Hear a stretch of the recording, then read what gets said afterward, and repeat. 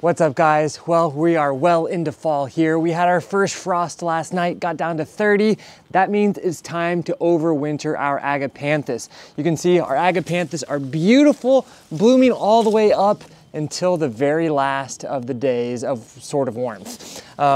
This is one of my favorite tropicals to grow in my patio because they're super drought tolerant. Even when grown in containers, I can go weeks without watering them, just letting Mother Nature care for them, and they still look beautiful. They produce flowers all summer long. I had tons of hummingbirds come and play with them.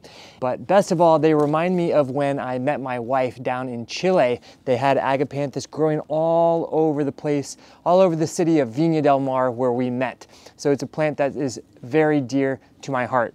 Now, in terms of overwintering them, they're super easy. Let me show you guys exactly what you need to do.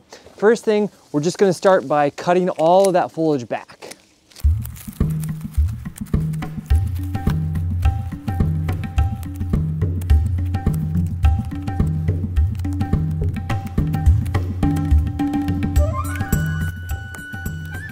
Now, once you have all of that foliage removed, we're gonna do our best to remove all of this old sort of sheath-like growth, as this can definitely harvest disease or sort of infirmities over the winter time. So we wanna do our best to very well clean them up.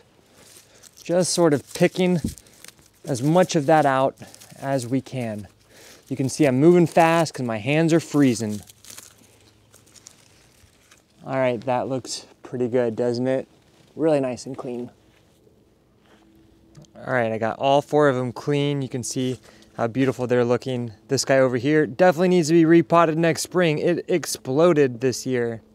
Okay, so once you have them all clean just like this, now it's time to take them to their overwintering location. Could be a shed, could be a garage, somewhere that's covered and generally between the temperatures of around 40 to 60 degrees. Right around that 50, 55 degrees is a great temperature range. Okay, so now we're just gonna basically leave our Agapanthus in our covered area, and we're gonna leave them here until next spring. Once the nights are kind of like 38 to 42 degrees, that's our cue to bring them back outside. Now, the trick over winter though is to not water these. You'll find that they'll start to grow, and they will grow some very yellow, pale growth, but that growth will be very minimal because we won't be watering them at all. So it really is that easy. Essentially, cut them back once the temperatures hit that very first frost. Bring them inside into your covered area where the temperatures will remain around 50 degrees Fahrenheit, plus or minus 5 or 10 degrees, and don't water them at all, not even once. And then next spring, we'll bring them back outside,